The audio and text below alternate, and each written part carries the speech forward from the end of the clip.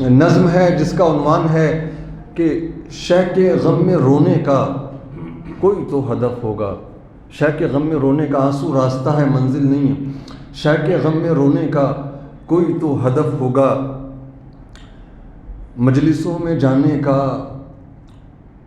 فرش غم بچھانے کا، تعزیہ اٹھانے کا اور علم سجانے کا، رونے اور رلانے کا کوئی تو ہدف ہوگا. اشک غم بہانے کا کوئی تو ہدف ہوگا.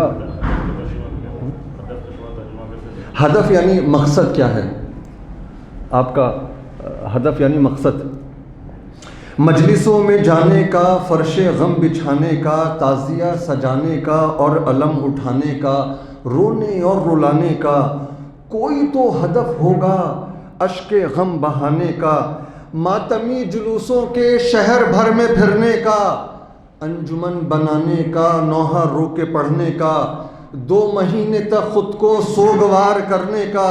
ارے کوئی تو ہدف ہوگا کربلا کو سینوں میں اپنے زندہ رکھنے کا. کوئی تو ہدف ہوگا کربلا کو سینوں میں اپنے زندہ رکھنے کا. خود سے پوچھتا ہوں میں وہ ہدف بھلا کیا ہے. کوئی تو ہدف ہوگا کربلا کو سینوں میں اپنے زندہ رکھنے کا. خود سے پوچھتا ہوں میں وہ ہدف بھلا کیا ہے.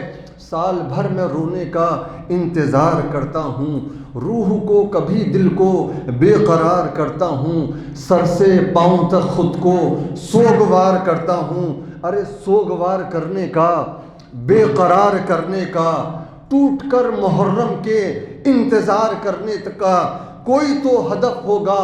اور وہ ہدف کیا ہے خود سے پوچھتا ہوں میں، مقصد ازا کیا ہے. کوئی تو ہدف ہوگا اور وہ ہدف کیا ہے خود سے پوچھتا ہوں میں، مقصد ازا کیا ہے. اتنا جانتا ہوں میں، بہت توجہ، اتنا جانتا ہوں میں بے ہدف عزاداری رسم کے سوا کوئی حیثیت نہیں رکھتی. اتنا جانتا ہوں میں بے ہدف عزاداری رسم کے سوا کوئی حیثیت نہیں رکھتی. اور صرف رسموں کی پاسدار قوموں کا حال اور مستقبل پاش پاش ہوتا ہے. اتنا جانتا ہوں میں بے ہدف عزاداری رسم کے سوا کوئی حیثیت نہیں رکھتی.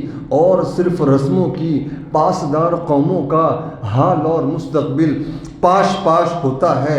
رسم کو ادا کر کے اتنا صرف ممکن ہے کچھ ثواب مل جائے. رسم کو ادا کر کے اتنا صرف ممکن ہے کچھ ثواب مل جائے. غور کیجئے لیکن کیا ثواب مقصد ہے؟ جنتوں میں جانا ہی کیا ہدف ازا کا ہے؟ اپنے جانثاروں کو شاہ نے شب عاشور جنتیں عطا کی تھیں. اپنے جانثاروں کو شاہ نے شب عاشور جنتیں عطا کی تھیں اور کہا تھا جاؤ تم، پر نہیں گیا کوئی. خوب جانتے تھے سب فاطمہ کے بیٹے پر جان کو فدا کرنا جنتوں سے بہتر ہے، جنتوں سے افضل ہے. اتنا جانتا ہوں میں بے ہدف عزاداری رسم کے سوا کوئی حیثیت نہیں رکھتی. اور صرف رسموں کی پاسدار قوموں کا حال اور مستقبل پاش پاش ہوتا ہے. رسم کو ادا کر کے اتنا صرف ممکن ہے کچھ ثواب مل جائے. غور کیجئے لیکن کیا ثواب مقصد ہے؟ جنتوں میں جانا ہی کیا ہدف ازا کا ہے؟ اپنے جانثاروں کو شاہ نے شب عاشور جنتیں عطا کی تھیں اور کہا تھا جاؤ تم، پر نہیں گیا کوئی. خوب جانتے تھے سب فاطمہ کے بیٹے پر جان کو فدا کرنا جنتوں سے بہتر ہے، جنتوں سے افضل ہے. جو ہدف مدینے سے فاطمہ کے بیٹے کو کربلا میں لایا تھا، وہ ہدف ازا کا ہو، وہ ہدف ہو نوحوں کا، وہ ہدف ہو گریے کا، وہ ہدف ہو ماتم کا، وہ ہدف ہو مجلس کا. جو ہدف مدینے سے فاطمہ کے بیٹے کو کربلا میں لایا تھا، وہ ہدف ہو مجلس کا، وہ ہدف ہو گریے کا، وہ ہدف ہو نوحوں کا، وہ ہدف ہو رونے کا. میں حسین کا شیدا، میں حسین کا عاشق، مجھ پہ فرض بنتا ہے میں حسین کا شیدا، میں حسین کا عاشق، مجھ پہ فرض بنتا ہے اس ہدف کو آنکھوں کے سامنے رکھوں ہر دم، اس ہدف کو آنکھوں کے سامنے رکھوں ہر دم۔ وہ ہدف سکھاتا ہے ظلم و جور سے لڑنا، وہ ہدف سکھاتا ہے ذلتوں کو ٹھکرا کر موت کے گلے لگنا، وہ ہدف سکھاتا ہے حریت پسندوں کو حق کی راہ پر چلنا، وہ ہدف سکھاتا ہے حریت پسندوں کو حق کی راہ پر چلنا۔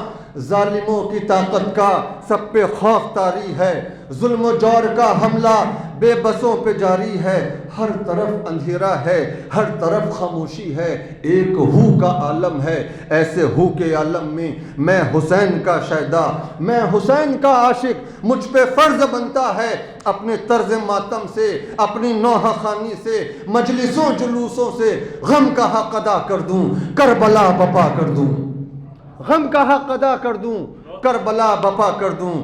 جو ہدف مدینے سے فاطمہ کے بیٹے کو کربلا میں لایا تھا، وہ ہدف عزا کا ہے، وہ ہدف ہے مجلس کا، وہ ہدف ہے نوحوں کا، وہ ہدف ہے گریے کا۔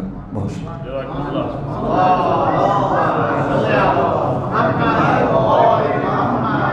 Ahsantum, maşallah.